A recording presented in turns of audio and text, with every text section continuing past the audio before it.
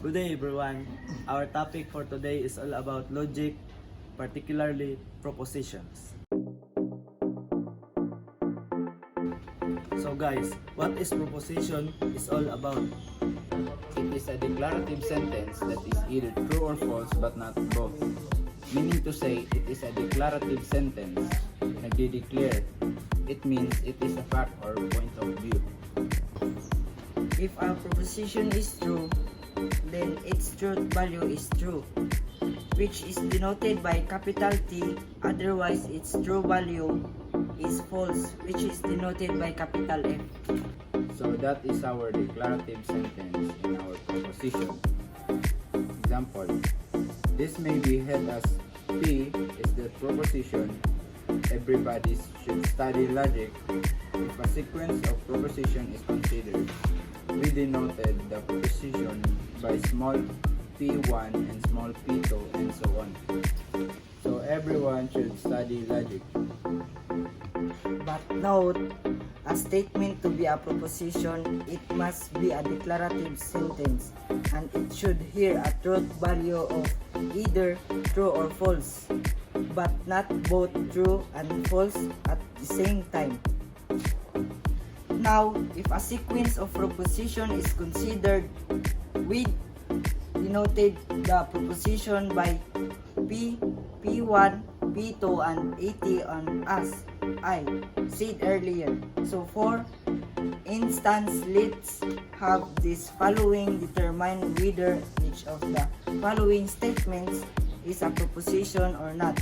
If it is a proposition, give it true value. Alright, let's have number 1.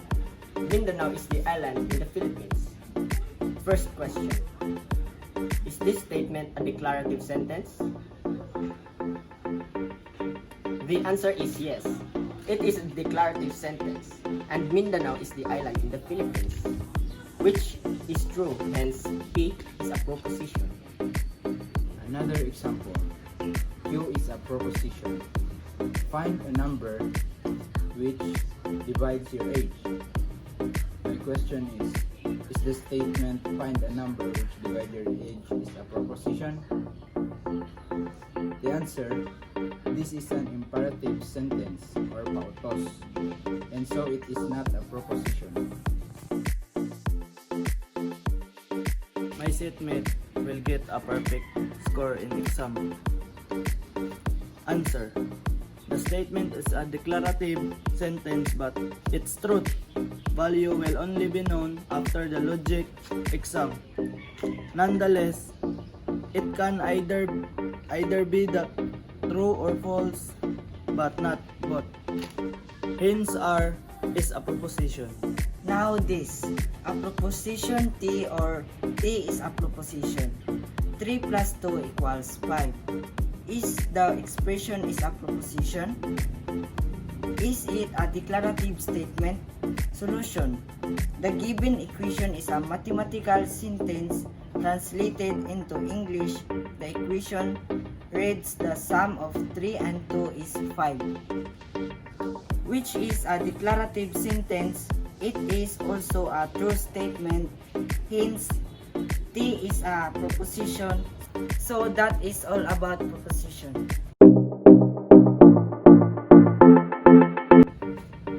The truth table of 5 common logical connectives or operators. There are 5 common logical connectives or operators. They are also known as, first one is logical negation. The second one is logical conjunction. Third one is logical disjunction. Fourth is logical implication, or also known as conditional. And the fifth one is logical biconditional, or also known as double implications. Logical negation. The negation of a statement is also a statement with a truth value that is exactly opposite that of the original statement. For instance, the negation of the statement is written symbolically as P or P is read as not P. Remember, The negation operator denoted by the symbol tilde or corner takes the truth value of the original statement, then output the exact opposite of its truth value. In other words, negation simply reverses the truth value of a given statement. Thus, if statement P is true, then the truth value of its negation is false. In the same manner, if P is false, the truth value of its negation is true. The truth table of a logical conjunction. A conjunction is a type of compound statement that is comprised of two propositions, also known as simple statements, joined by the AND operator. The symbol is used to represent the AND or logical conjunction operator is look like an inverted V. We have two example statements, P and Q, and we want to form a compound statement joined by the AND operator. We can write it as.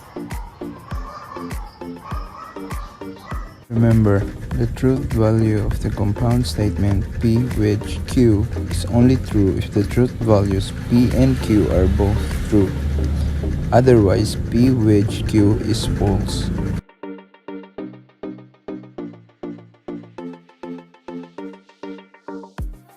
Truth table of logical disjunction. A disjunction is a kind of compound statement that is composed of two simple statements formed by joining the statements with the OR operator. In a disjunction statement, the use of OR is inclusive, that means one or the other or both.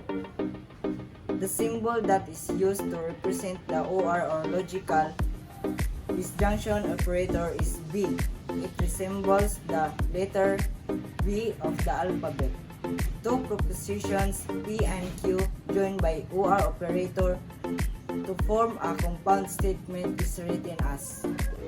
Two proposition P and Q joined by OR operator to form a compound statement is written as. Remember, the truth value of the compound statement P, V, Q is true if truth value of either the two simple statements P and Q is true. Mauricio, P, V, Q is also true when the truth values of both statements P and Q are true. However, Q is false happens when the truth values of both P and Q are false.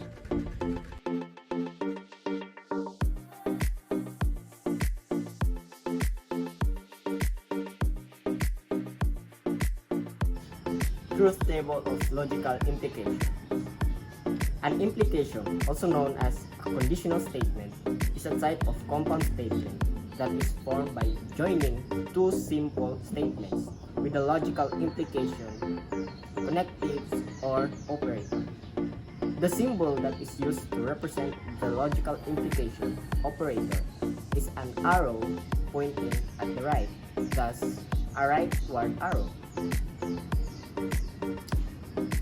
When two simple statements P and Q are joined by the implication operator, we have this. Remember, the truth value of the compound statement P right arrow Q is true when both of the simple statements P and Q are true. Mauricio, P right arrow Q is always true if P is false. The only scenario that P right arrow Q is false happens when P is true and Q is false.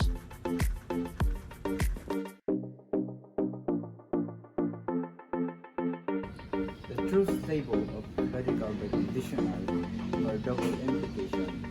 A double implication, also known as a biconditional statement, is a type of compound statement that is formed by joining two simple statements with a biconditional operator. A biconditional statement is a really combination of a conditional statement and its converse. The biconditional operator is denoted by a double-headed arrow. When you join two simple statements, also known as molecular statements, with a biconditional operator, we get